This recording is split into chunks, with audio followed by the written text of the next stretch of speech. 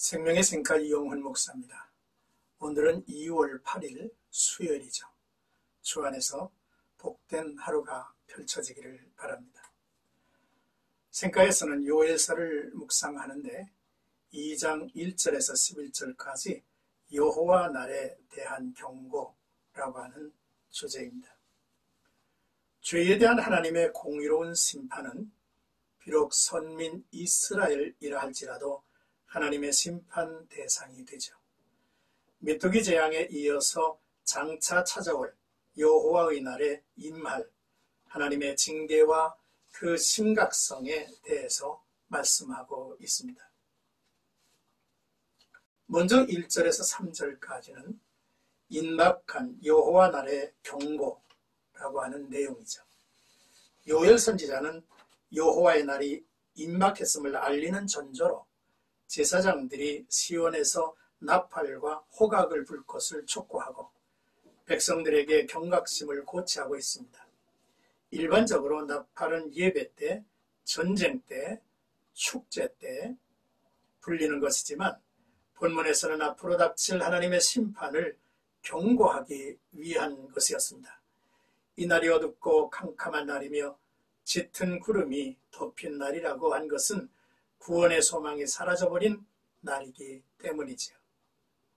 그리고 새벽빛이 산 꼭대기에 덮인 것과 같이 많고 강한 백성들의 진입과 사륙이 순간적으로 행하여진다 말씀하는 것입니다. 여호와의 심판 위엄과 신속성을 나타내주는 표현이기도 하죠. 이런 재앙은 이전과 이후에도 볼 수 없을 정도라고 말씀합니다.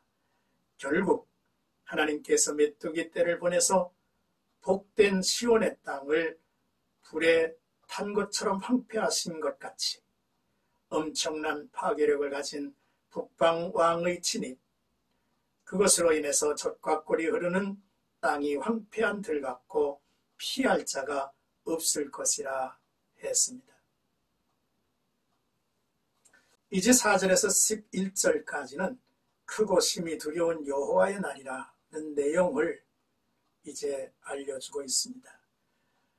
하나님께서 요엘 선지자를 통하여 선포하신 이스라엘의 심판은 메뚜기 떼들이 일사불란하게 움직이는 것처럼 기병들이 달리고 용사와 무사들이 성에 기어 올라와서 그 땅을 황폐케 할 것이라고 했습니다. 또한 산 꼭대기에서 뛰는 소리는 이스라엘의 적군들이 방비가 소홀한 산악지대로 쳐들어올 것을 의미하죠. 신입소리에 놀란 백성들의 얼굴이 창백해질 것입니다. 여호와의 심판은 어느 누구도 피할 수 없이 철저하고 완벽하게 진행될 것임을 보여주죠. 성을 기어올라 공격하는 적들이 메뚜기 떼처럼 무수하지만 서로 부딪히거나 상하지 않고 질서정연할 것이라고 했는데 이는 인간의 방법으로 진행되는 것이 아니라 하나님께서 직접 행하신다는 것을 의미합니다. 재앙이 닥친 날은 자연도 무서워 떨게 될 것이며 하늘이 어둠으로 덮이게 될 것이라고 했는데 이는 마지막 때에 나타나는 현상이죠. 그리고 하나님께서 장차 이스라엘의 죄를 심판하실 때 그들의 적국인 아수르를 사용하실 것이라고 예시하고 있는 말씀입니다.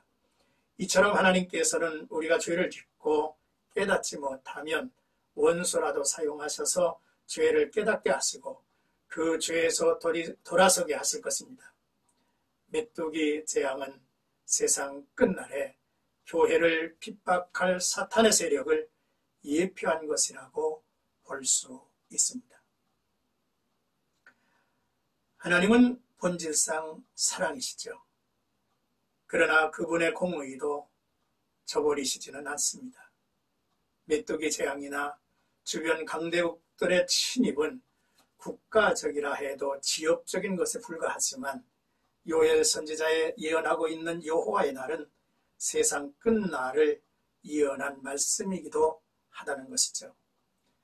10절 말씀을 보면 그 앞에서 땅이 진동하며 하늘이 떨며 해와 달이 캄캄하며 별들이 빛을 거두도다라는 말씀을 보면 세상 끝날 최후의 심판은 전 우주적인 사건이 될 것임을 예언하고 있다고 우리에게 증거하고 있습니다.